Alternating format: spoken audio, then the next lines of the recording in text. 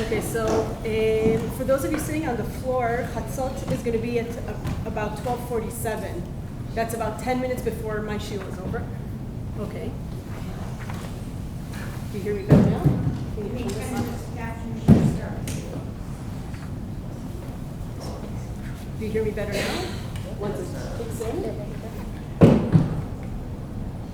Oh, here. Yeah. So Chatzot is around 12:47, which is going to be the middle of my shiur. So I'll try to remember to point it out for those of you who want to get onto the chairs. Today's learning program is dedicated by Dena and Barry Farkash in memory of Barry's parents, Harry and Magda Farkash zal, Leilui Nishmat Avraham Tzvi ben Moshe Aryeh, V'chaya bat Shlomo.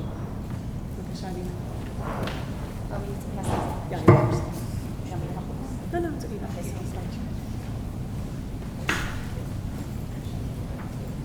Okay. The character that well, let me even take a step back for a second. When here it is that we're on Tisha Bav, and we're trying to in some way tap into what it means to mourn for the loss of the Batei Mikdash. And it's hard for us, right, like to wrap our minds around it and to try to, in some way, really like tap into what this loss means. What I find often is almost the most relatable type of thing is to think about the Holocaust, because that also was a national devastation, like literal just complete devastation on a national level. And because of the fact that it was at least a little bit more recent, and that I would imagine that probably most of us personally firsthand know people, right, our grandparents, great-grandparents, maybe even parents for some people, who literally went through it. It's often by thinking of the individuals, right, the specific people that we know, and thinking of their specific stories that I think helps us like tap into what it actually meant for the individuals and for us as a nation. And I feel like often that's even what our institutions try to help us do on, say, Yom HaShoah, right? Like even for all of our children, right? They usually give them a candle that has a specific name and specific information about a particular individual because of recognizing exactly that it's often, you know, when we think of a number like 6 million, or even when reading the keynote, it's just so big that it's too hard to relate to. And it's often by zeroing in on a specific person and their story. Again, it even helps if it's somebody we know, but even if it's not, even if it's that candle and it's a name and a story that of a stranger, but somehow still having a name and a story helps I think make it more something that we can tap into and relate to. Along those lines, when Shira had asked if I would give a shiur today, so I was thinking of sort of trying to do exactly that, because I know I myself find it often hard to tap into this day, but that perhaps by thinking of a particular individual, a particular story, and what this event, what the destruction of the Beit HaMikdash meant for him, as sort of a way to perhaps relate to the day and again and tap into its power and its devastation and its meaning.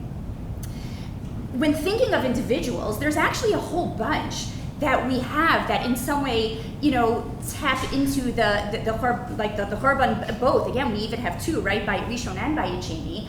And in theory, like Yirmiyahu, for example, might have been, right, a character to tap into as even the author of right, Eicha that we just read last night.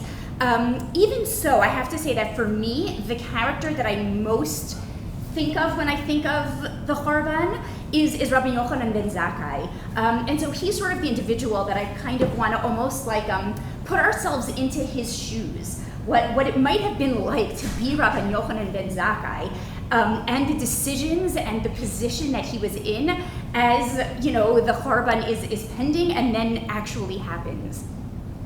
So just to even give a bit of background, Rabban Yochanan ben Zakkai was, if not the number one leader, certainly one of them during those years leading up to the destruction of the second Beit HaMikdash. And it really, again, it's almost impossible to actually think, but that's what I want us to try to do, to put ourselves into his shoes and think what it might have been like to be him, to be the leader, having to make all these, like really, as I even titled this year, impossible decisions in traumatic times, the decisions that he was faced with. Because perhaps the most famous story about him, and I'll review it, and then I want us to sort of think about it, and then we'll sort of continue with some of the other pieces about him.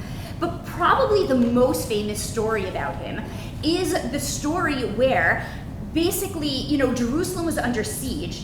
And part of what was so devastating about the time of Bav2023, and specifically of the events leading up to the destruction, is, as we're actually even always told, right, that Rishon, we're told, was destroyed because of, right, Avodah Zarah, right, idol worship, and that Bav2023 was destroyed because of Sinat Chinam, because of our own infighting. And in fact, all the sectarianism, right, that marked Bav2023 times is unfortunately part of the upsetting story, that we did it to ourselves. And of course, there's frightening implications for even, events that are going on in our own times about, how sometimes we're our own worst enemy. And the story is told that there was basically this fight among the Jews of how to even handle the situation with the Romans. Should we try to make peace? And maybe if we make peace, they'll allow us, fine, we'll be under foreign domination, but at least they'll let us keep Torah and mitzvot. Or should we fight to not only be able to keep Torah and mitzvot, but to fight for our independence and our right to rule ourselves, and basically again for political independence as well. And there was this huge fight, and we're actually told, and does everybody have source sheets, by the way? No. Are they coming around now, or do we have enough? Wait, do you know, Shira, do people have the source sheets? Maybe we want to just take a picture and send it to one for every 10 people, so if you have extra capacity to do that. Okay, so hopefully, whatever. I'll even if you don't have, I'll summarize it and talk about it after. I was even debating, should I read it inside or not, so then maybe I won't if not even everybody has it. So I'll summarize it. The first source that I put there is actually the Gemara from Gittin, which we actually even just did in Daf Yomi about 2 or 3 weeks ago. But it's the famous story where basically, so again, there was all this infighting, and what actually happened, so there was a siege, and the Gemara actually tells us that because there were 3 wealthy men, that we actually had enough food and supplies that could have lasted for years, right? Said, right? That it could have even lasted for 21 years. We had enough. We could have been okay. But because of this infighting of should we make peace with the Romans, should we not, as I said, we were our own worst enemies. And Jews burnt down the storehouses. The Jews who wanted to force us to fight, we did ourselves in, and they burnt down these storehouses that could have been enough to enable us to survive for 21 years of a siege. Burnt down, Jews burnt it down. And therefore what ends up happening, and what's also so powerful, is that, as we said, Rabbi Yochanan ben Zakkai was the leader of the Jewish group that wanted to make peace with the Romans. It was his nephew, his sister's son, was the leader of the group that burnt down the storehouses and refused to. So we can even imagine, not only is there this infighting among Jews, it's actually an uncle and a nephew who are the heads of these competing ideologies. And these Rabbi Yochanan ben Zakkai asks his nephew, right, who is the leader, Abba Sikra, of the more antagonistic, the ones really wanting to fight. They basically meet in private. Again, these 2 leaders of the 2 opposing groups, they meet in secret, this uncle and this nephew. And Rabbi Yochanan ben Zakkai says to his nephew, this is not going to end well. He can already see where this is heading. And he says, I gotta get out of here. I need, if you can get me out of Jerusalem, which again was both under siege by the Romans, and his nephew's group was also not letting Jews out. He says, we have to get me out of here so that I can try to, in some way, get what he calls Hatzalah Porta, some small salvation. And they basically hatched this plan where Rabbi Yochanan ben Zakkai, they sort of put out word that he's very ill, and they even filled the house with putrid smelling stuff so that in fact people would believe that he's very deathly ill. And then they spread the word that he has died, even though in fact he is healthy and well. And they put him in a coffin, and they sneak Rabbi Yochanan ben Zakkai out of Jerusalem in a coffin, pretending that he's dead. And of course, they even have this very powerful moment where they're at the gates, and of course, it's very suspenseful. And are they going to make it out? And it actually says that the Romans at the gates wanted to pierce through the coffin. They were suspicious. They wanted to pierce through it. And of course, we reading the story know there's actually an alive man in there. But his 2 students who are holding the coffin say, if you do that, the Jews will for sure rebel, that you're desecrating the body of their, great rabbi. Again, still holding up, the charade that he's dead, but just saying, even if you pierce it and he's really dead, but that will cause a revolt that you're desecrating the body of their leader. And so they basically don't. Then they even say, well, let us at least shake it. And they're, of course, afraid if they shake it, that somehow that will give it away. But they convinced the Romans not to. And in fact, amazingly, the plot works. The ruse works, and in fact, Rabbi Yochanan ben Zakkai makes it out of Jerusalem. And he makes it to Vespasian, who was the general at the time, and he basically famously says to him, whatever, basically, peace be upon you, the Caesar. And Vespasian is furious, actually for two reasons. He says, why didn't you come sooner? But also he says, how dare you call me the Caesar? That's an affront to, I'm not the Caesar, I'm the general. That this is an affront, to the guy who really is the Caesar. And of course, famously, the story continues that a messenger comes, from Rome who says, oh my gosh, the Caesar has died, long live the new Caesar. You have actually just been, declared to be the new Caesar. To which, of course, Vespasian is so overwhelmed, oh my gosh, like this wise Jew, how did you know?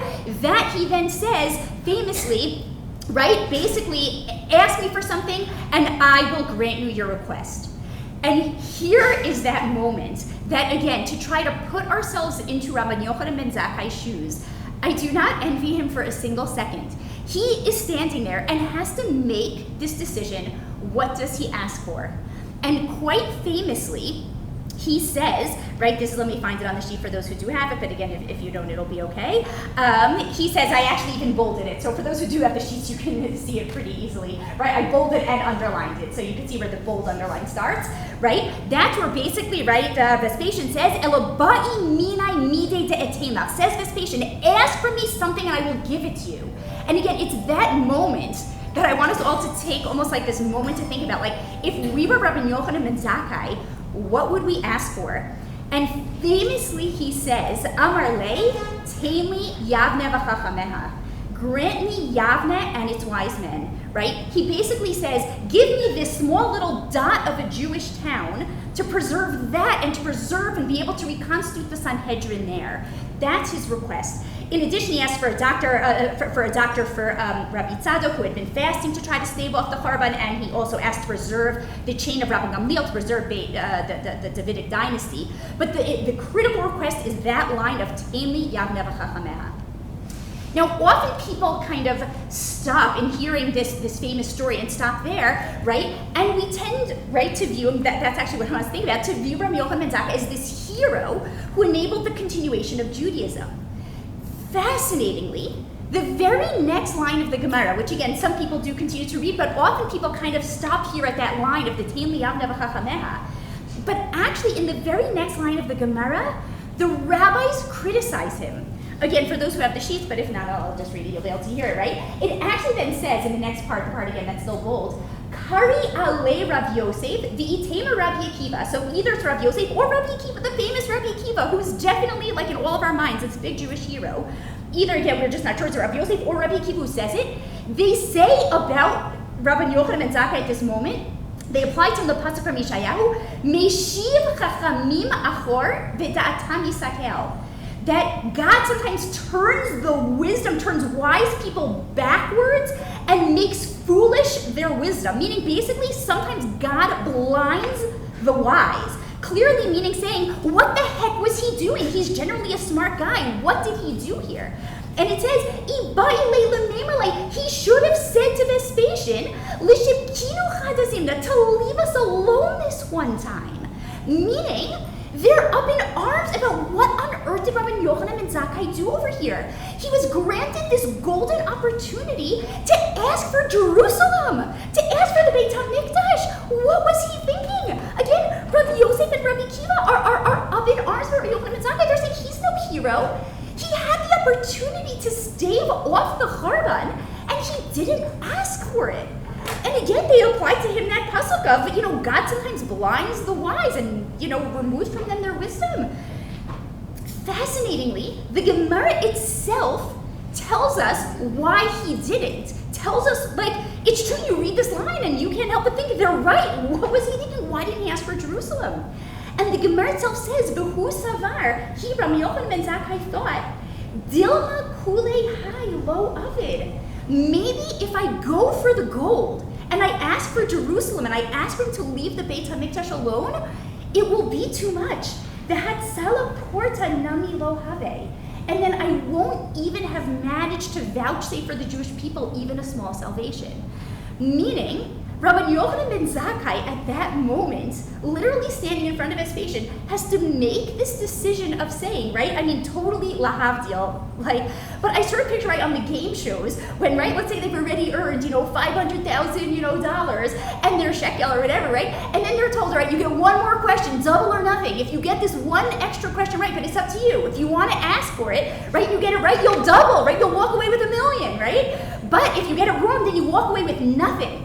And right, you have to make, that's literally Rabban Yochanan ben Zakkai, but like, magnified 1,000,000 times. It's not just, even $1 million at stake here. It's literally the Beit HaMikdash and the nation are literally at stake. And he has to make that decision.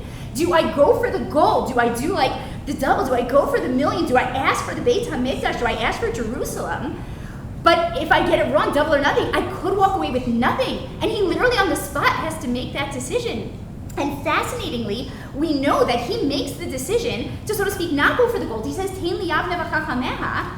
And what's amazing is that the rabbis, his contemporaries at the time, are right? It's almost like, the person from the game show comes home with the, the $500,000, whatever, and his family's like, what did you do? You should have gone. The rabbis they feel like you squandered this. The Rabban is on your head. Like, you could have saved Jerusalem and you didn't. And it's this powerful, and what's amazing is that, and that's how it ends. It then moves on to other things. Meaning, we're not told, was it right or wrong?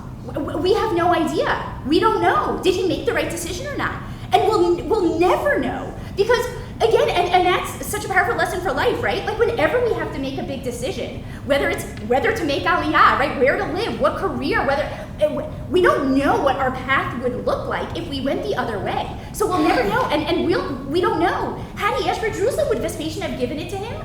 Or would he in fact have stormed off and given nothing? Like, we will never know. And what's incredible is, Rabban Yochanan ben Zakkai himself, he has no idea. We're told, that's the next source that I put on the sheet for those who have it.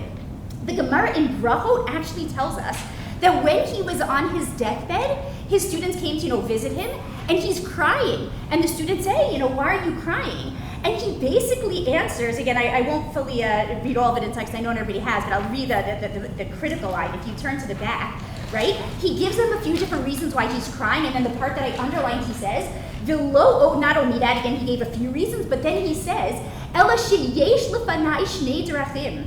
I see, right? He's on his deathbed. He says, I see two pathways before me. Achat shel gan eden v'achat shel gehenna. Ve'eini yodea be'ezo molichim oti v'lo evkeh. I don't know which way I'm going. And again, this is Rabban Yochanan ben Zakkai. And it's not explicit here in this Gemara. Is he referring back to the story from Gittin? But I have to imagine that it is. Like, how else could Rabban Yochanan ben Zakkai ever even harbor the chance that he's going to Gehenna and not to Gan Eden?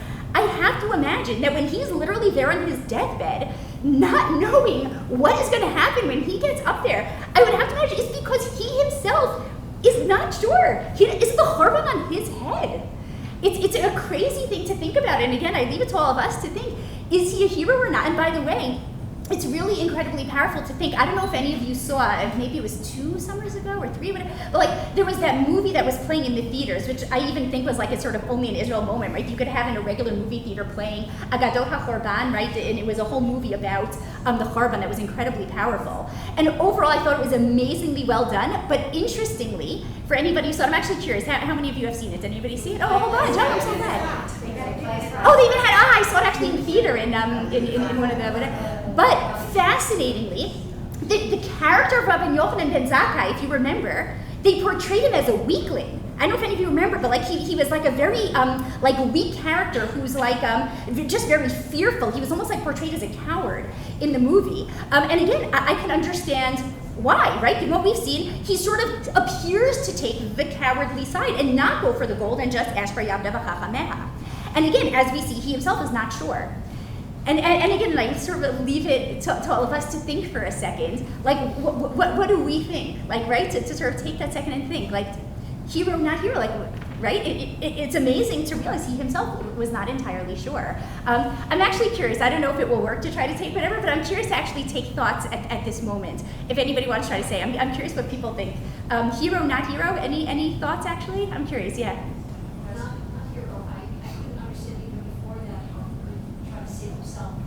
Obviously overtly say only self-invasive that's going on. By the way, that's actually an interesting point also, that there are some who even view, I hadn't focused on that, but I'm glad that you raised it, the fact that he sort of gets himself snuck out, interestingly, especially in like scholarly like approaches to him, some actually criticize him and almost question, I actually read this really interesting article where they almost question how would the rabbis in the Gemara have put this story in, because in theory it makes Rabban Yochanan and Zakkai look like a captain who's abandoning his crew, leaving them on the sinking ship, so to speak, getting himself out of Jerusalem where he is going to be like safe, which is interesting, even that perspective as well perhaps. What's interesting is we don't know what happened after this. He clearly is with the Jewish people. He goes to Yavne. Do you know what I'm saying? So it's an interesting, but it is an interesting point that you raised, that I did see get raised also in articles. Yeah. I just can't help compare it to when we finally got the Kotel back, Bav2023 Dena. There was also a Hachlatah, there was also a strong decision. Do we go up to Harabait and really claim it? Or do we satisfy ourselves for now with getting the old city back? Very powerful. I'm glad you raised that. Nowadays, I think it's the comparative decision makers at the time. What do? Do we go for what we can get, or do we go for the gold? Incredible. I love it that you raised that, right? Even with Har Habayit, that we in our own like generation or our like yes, do they go for Har Habayit or stay happy with the old city? Or I would even think, right, when they were offering Uganda, right, do we take Uganda and like sort of leave the rest of the world, not angry at us? Or do we go for the gold? Do we sort of stop at a middle point and where at least we have a place where we can function as a nation and protect ourselves? Or do we go for having our nation in our land? It's true, there are so many times, even in modern history, where our leaders were faced by comparable decisions. And it's interesting, in both of those examples where they actually did go for Harabait, they did go for Eretz Yisrael, not you, right? So it's interesting, it's really not so right down to the Kotel. They had Harabait via Dena, and Rabban himself went right down to the Kotel and he blew the shofar at the Kotel. Yes, right? To think about that again, interestingly, and what's interesting about these examples then is that it's not the Rabban Yochanan ben Zakkai decision, right? Meaning they made the opposite decision. So it's really like a powerful thing, right? To think about that it's not always entirely clear yet. One more thought. I want to say that I think he's a tremendous hero because Yochanan ben Zakkai put in motion the mechanism to preserve Judaism for the next 2,000 years. Without Yerushalayim, without even the land of Israel. And Yavne became the first step to Tzipori and Tiberia with the Mishnah, ultimately to shape and the Gemara. This would save Judaism for the next 2,000 years. Excellent. And so that's serve the dream to come back, by the way. Yes. So hold on one second. So that actually, what's your name? Sorry, I don't know. Peter Engel. Peter. I actually know. Okay. What Peter just said is actually where I was heading. So I'll take that, and then I see there's another hand, so maybe I'll take that in a second. But just if it's okay, I want to build off of what Peter just said. Is in terms of that decision, the decision of whether or not to ask for Jerusalem or to like settle, so to speak, for Yavne. What's amazing is, I think the Gemara leaves it, meaning we don't know. Meaning the fact that he makes that decision, that then Rav Yosef and Rav Akiva criticize him, and that it's not like the Gemara then says, and a bat kol comes out, which sometimes happens in stories like this, and sort of says, no, he was right, or no, he was wrong. Meaning, I really think we don't know, and I think the Gemara leaves it open, and the fact that Rabban Yochanan ben Zakkai himself at the end of his life, I think that regarding that moment, that critical turning point moment, I actually think we have no idea, and I don't think we will ever know. To me, where I actually do agree, I myself personally view Rabban Yochanan ben Zakkai as a tremendous hero, but the reason why I view him as a tremendous hero is not because of that moment, because regarding that moment, I actually think we don't know. He himself, again, I think we're in okay company saying that we're not sure it was the right decision, because again, Rav Yosef, Rav Akiva clearly think it was wrong. He himself seems unsure whether it was right or wrong. So I think it's okay to say, I don't know if that was the right decision. To me, his incredible heroism is not actually about that moment. It's about what he does after that. Meaning, to use a contrast, right? Noach, for example, who I think, interestingly, even though who really ever thinks of Yochanan ben Zakkai and Noach, right, together, but I actually think they're very comparable. Why? Because both of them are kind of in this position where it is their, like, on their shoulders to enable, like, the world or the Jewish world, right, to be able to survive literally devastation. Right? By Noach, literally the entire world is destroyed. Rabban ben Zakkai, the Beit HaMikdash, Jewish life as we know it, destroyed. Literally utter devastation, and they are like carrying this mission to like enable, right, to make it pass. And both of them do that. But Noah, what do we see happens after the flood? Nothing. The only thing we're told about Noah after the flood is that he plants a vineyard and gets drunk. And then nothing. If you actually look at it, for those who have it, it's the last source that I put on there, right? That after the flood, we're then told, right, in Pasuk Kaf, which I underlined, right, Vayachel Noach ish ha'adama v'yitzaker, right, he plants a vineyard, he drinks, he gets drunk, and he's even lying like uncovered. And basically then we're told the story of how, you know, one of his sons, Ham, kind of is like laughing and tells his brothers, and the other two sons cover him. And then after this one sort of disturbing story about him lying in this drunken stupor, naked and sort of degraded, he lives for an additional 350 years after the flood.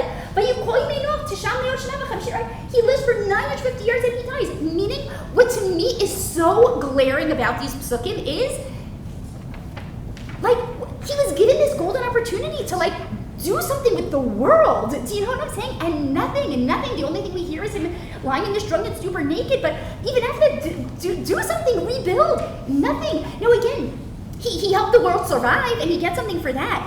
But it's in particular when thinking about Noah and then turning back to look at Rabbi Yochanan ben Zakkai, to me Rabbi Yochanan ben Zakkai's heroism is in the very fact that he made, again, as I called it, right, impossible decision, traumatic, an impossible decision, impossible, and a decision that his contemporaries criticize him for, that he himself doesn't know, we don't know. To me, his heroism is, even with that, I don't know what to call it, almost like trauma of having to make a decision like that without knowing if it was right or wrong, knowing maybe he could have stopped the Churban and he didn't.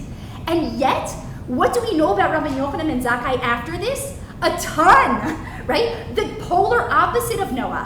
What does Rabbi Yochanan ben Zakkai go on to do? This to me is, again, his unbelievable heroism that I find incredibly inspiring, and honestly I'm so bad at this and I'm trying to always a little bit like learn from him, is he made a decision. Doesn't even know if it was right or wrong, but what does he then do? He goes about making it the right decision, or at least making it as right as it could. Meaning, as opposed to, I can again even speak for myself, often even at, right, it's one thing, which I also do, right, to agonize over a decision.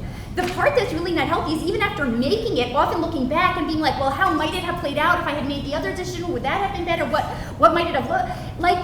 He made this impossible decision. He doesn't know if it's right. We know on his deathbed he's agonizing, where am I going up there?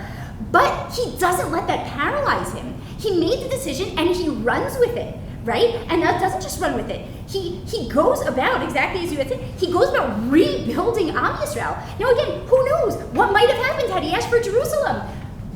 Would it have been that?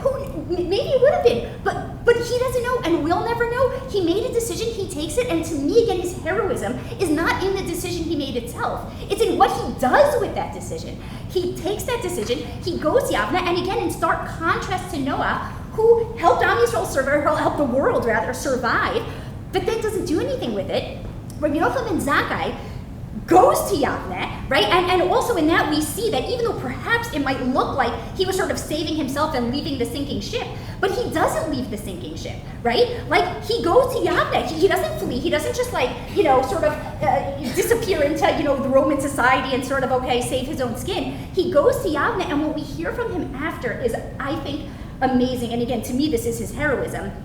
Is a lot of actually the fourth parak of Masechet Rosh Hashanah tells us about the enactments that Rabbi Yochanan ben Zakkai made.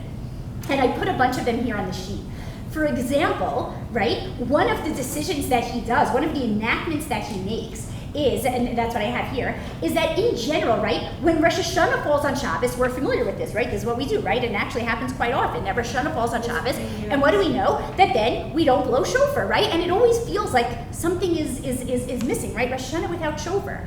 Happens to be that when the Beit HaMikdash stood, there was one place in the world where they would blow shofar even on Shabbos, right? And that's what I put here for those who have it, right? Yom Tov Rosh Hashanah Shachal Yom B'Shabbat, B'Mikdash Hayu Tokin Avalo B'Medina.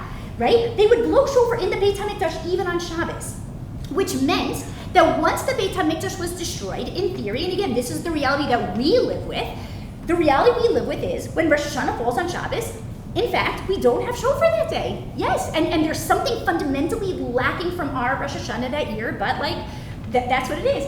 right? But look at what Rabbi Yochanan ben Zakkai did. He said, Mishachara Beit HaMikdash, Hitkin Rabbi Yochanan ben Zakkai, Shehu took in Bechol Makom Sheish Bo Beitin, right? He said, wherever there's a beitin, you can blow.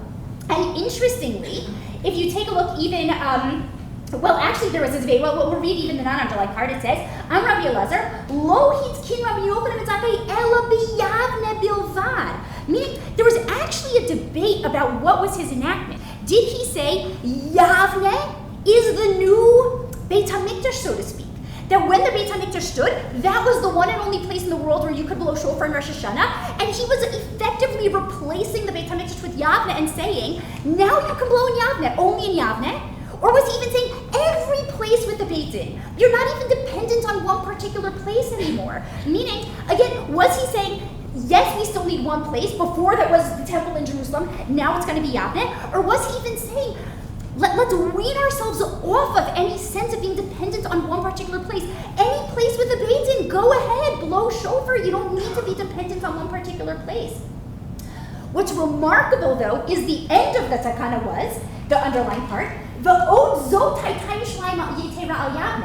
but he still left it that there was a way in which Jerusalem was still superior and better than Yavne. That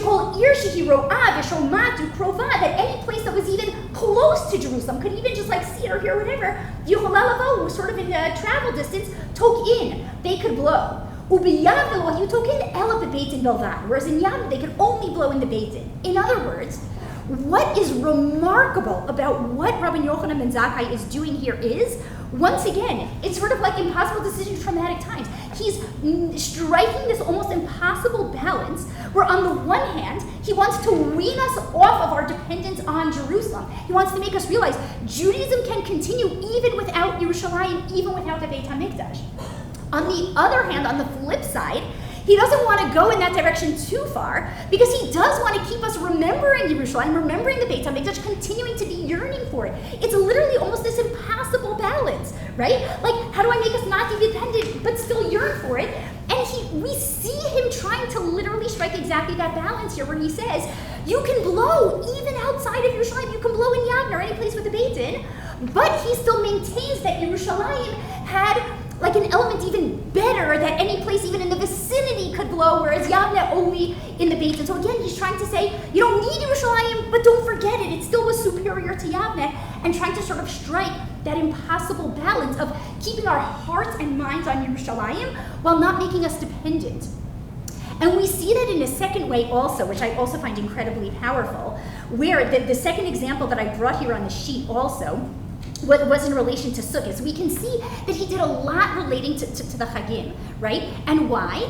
I think because it was specifically the Chagim when, like again, we're so used to a life and a world and halacha and Chagim that don't have the Beit HaMikdash. So like we view, our experiences of Rosh Hashanah and Yom Kippur and Sukkot or whatever as incredibly meaningful, the way that we have it. But what we're so much missing is, in those times, especially say a chag like Sukkot, where Aliyah L'Regel, right? That was the center point, right? Or thinking about Yom Kippur, where the center point, the highlight of Yom Kippur was the Kohen Gadol entering the Kodesh Kadashim. All these elements to him, I would have to imagine that as each chag approached, he must have been filled with like trepidation of what's going to happen when Am Yisrael has to go through, like say their first Rosh Hashanah that's going to fall on Shabbos and they can't blow shofar. They're going to think that's it. It's not Rosh Hashanah and like may as well just throw the whole thing in the garbage, right? What's going to happen when they come to their first Yom Kippur and you don't have the Sikir Lazazel and you don't have the Kohen Gadol entering the Kosher, you don't have the Avoda, like, or is Am Yisrael just going to think, well, then that's it. We may as well just like eat pork on Yom Kippur because like this isn't Yom Kippur. And similarly, Sukkot, right, with Aliyah L'Regel. What's Sukkot without Aliyah L'Regel? And look at what he does. It's really quite remarkable. It says here, it's on the source at Rosh Hashanah Daf Lamed Amud Aleph. The Mishnah tells us, Barishona in the beginning, Haya halulav nital b'mikdash shiv'a u'ba b'dina yom echad. Really? Like on Sukkot, they would only shake lulav and etrog day one only. That's it. They would buy the whole lulav and etrog, but it was used once and once only on the first day of the Chag. The only place in the whole world where they would shake lulav and etrog the entire week long of the holiday was in the Beit HaMikdash. That was it, right? The Beit HaMikdash celebrated celebrated Sukkot radically differently than outside the Beit HaMikdash. Outside it was a day one thing, shekel of an etrog one day, that's it, it was a one-time thing, right? What does Rabbi Yochanan ben Zakkai do? Mishahara Beit HaMikdash, once the Beit HaMikdash was destroyed, and he realizes, that's it, so then there's not going to be anywhere in the whole wide world where lulav and etrog is shaken past the first day one, and that's it, right? What does he do? He came Rabban Yochanan ben Zakkai, shehei lulav mital b'medina shiv'ah. Right? It's because of Rabbi Yochanan ben Zakkai that we all do what we do. The fact that we all shake lulav and etrog every single day of Sukkot, right? Not just the first day, but also day 2, 3, 4. Right? The fact that we shake lulav and etrog every day of Sukkot, it's because of Rabbi Yochanan ben Zakkai. Literally, without him, like we wouldn't be doing that. It would just be the first day. He says shake it everywhere for all 7 days. What's amazing is that why does he do that? The last 2 words, Zecher LaMikdash. Right? So remember the Beit HaMikdash. Meaning, once again, I think that what we see in this takana is him striking that impossible balance. Where on the one hand, right, by saying, you don't need the Beit HaMikdash to shake lulav and etrog all 7 days. Wherever it is in the world that you live, right, you too, even though you're not the Beit HaMikdash, even though you're not the Beit HaMikdash, you could shake lulav and etrog all 7 days, right? In some ways, I think weans us off of our dependence and makes us think like, okay, we don't need the Beit HaMikdash to be able to shake lulav and etrog all 7 days. We can do it even without it. At the same time, what's so brilliant about what he did is, he said, yes, shake lulav and etrog 7 days everywhere in the world, right? Whether you're living in, Chutz La'aretz or whatever it is without the Beit HaMikdash. But when you're doing it, what does he say? The reason you're doing it is Zecher LaMikdash, to remember this is how they did it in the Beit HaMikdash. Meaning, and that's actually why I even think it's so important to learn this Mishnah, because we all do it, right? We all shake lulav and etrog all the days, but it's so critical to remember when we're doing it, right? We're doing it Zecher LaMikdash. Every time we shake lulav and etrog past day one of Sukkot, we should be thinking, this is to remember the fact that this is how they did in the Beit HaMikdash. And if we're not remembering that to a certain degree, we've almost undermined the whole purpose of the takana. But point being, it's so brilliant what he did. At the self-same time, he enabled us to wean ourselves off of our dependence on the Beit HaMikdash, realize we can do things that until now we thought could only be done there. We can do it even without a Beit HaMikdash. Jewish life can continue in the absence of the Beit HaMikdash, right? We can still shake lulav and etrog 7 days, but at the same time, he tells us, as you're shaking it on days 2, 3, 4, 5, 6, 7, wherever in the world you live, know that you're doing it Zecher LaMikdash. You're doing it to remember. He's enabling us to do what we did only there, but telling us as you're doing it, you should be having in mind, I'm reenacting what was done there and yearning for the time when I can go back to having it. So it's so brilliant. At the self-same time is weaning ourselves off our dependence and yet embedding in our consciousness, remembering, even as I'm doing it and wherever in the world I live, but I should be thinking, but really, really, this is a remnant of the Beit HaMikdash, and really, really, this is what was only done there. Point being, it's this unbelievable, almost impossible balance that I think he did a brilliant job of striking, of at the self-same time accomplishing 2 seemingly totally contradictory goals, right? To make us see that we can continue without a Beit HaMikdash, and yet continue to keep our hearts and our minds focused on yearning for it. I really think it's unbelievable, and that we owe him an enormous debt of gratitude for enabling us to continue and have Judaism without a Beit HaMikdash. And as one last example, and then I'll wrap it up because I know that you're also speaking, is in the example that I brought from Avot to Rabbi Natan. It's actually incredibly powerful. It says, Pam achat haya Rabban Yochanan ben Zakkai yotzei miYerushalayim, right? One time Rabbi Yochanan ben Zakkai was leaving Jerusalem. V'haya Rabbi Yeshua holech acharav, right? Rabbi Yeshua, who's one of his Talmidim, was walking behind him.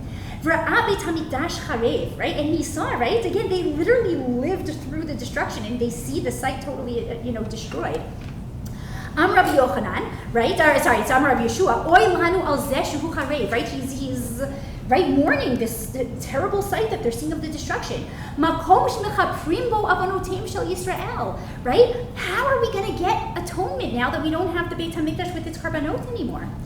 Amar lei, and Rabbi Yochanan ben Zakkai responds to him, and he says, Bini, my son, al yiralacha, don't be too upset. Yesh lanu kapara achat shehi kmota. We still do, even without a Beit HaMikdash, we have a method of atonement that is just like the karbanot. The Ezeh, and what is that? Gimilut chasadim. Shne'emar ki chesed chafatzti v'lo zevach. Right? We can still be good to each other and do gemilut chesed. And he quotes a pasuk where God says, I want chesed and not karbanot. Point being, it's yet another example of where, in the wake of the destruction that they literally themselves saw and had to even pass by the site all the time and feel that sense of like, that's it, Judaism is over, he was able to like pick himself up, and not just himself, pick all of Am Yisrael up, his students and everybody, and rebuild and look ahead and look towards the future. And at the self-same time, keep our hearts and our minds yearning for the temple and appreciating what we lost. And at the self-same time, enable us though to not be dependent and to still continue. But to me, just to sort of sum it up, these takanot, what we see sort of on the second side of the sheet, to me, that's his heroism. The moment that he had to make the decision, to me, the fact of having to make a decision like that at all, honestly, is heroic, whichever way he goes. Again, I do not envy him standing in that position and having to make that choice, right? But to me, his heroism is not in the decision that he made. Who knows? Maybe it wasn't actually the right one. We will never know how Judaism might have looked had he made the other decision. To me, his heroism is he made his decision, and then what he does with it, I think, is the heroism of saying, I made my decision, and I'm not going to spend the rest of my life agonizing, was it right or wrong? I'm not going to spend the rest of my life picturing what might have been if I had made the other one. Even though, again, we know that he himself is not confident it was right. And yet, despite his lack of confidence it was right, it doesn't paralyze him. That, to me, is his heroism, that he didn't stay paralyzed by this enormous weight that he carried for the rest of his life. He took the decision and he runs with it, and he makes these takanot. That is what enables us today, the fact that we are here and that Judaism is alive and well and flourished for all those years in Galut, right? Now, Baruch Hashem, that we live in a time where we don't have the Beit HaMikdash, but we're able to live here in this land is amazing. But for all those years of Galut, the fact that Judaism survived, I really think it is largely due to Rabban Yochanan and Zakkai's heroism. And again, that's the amazing thing. We always tell the story of Teili Amda V'Chakameha, and to me, it's not his hero. We don't know. To me, the heroism is what he does after that he doesn't stay paralyzed by his, was it right or wrong? He takes it and he runs with it. And that to me, that he rebuilds Judaism. Could it have looked different had he made a different decision? Maybe. But he made a decision, he took it, he ran with it, and rebuilt the Judaism that we are able to live today. Anyway, I hope it should be a meaningful day for all of us.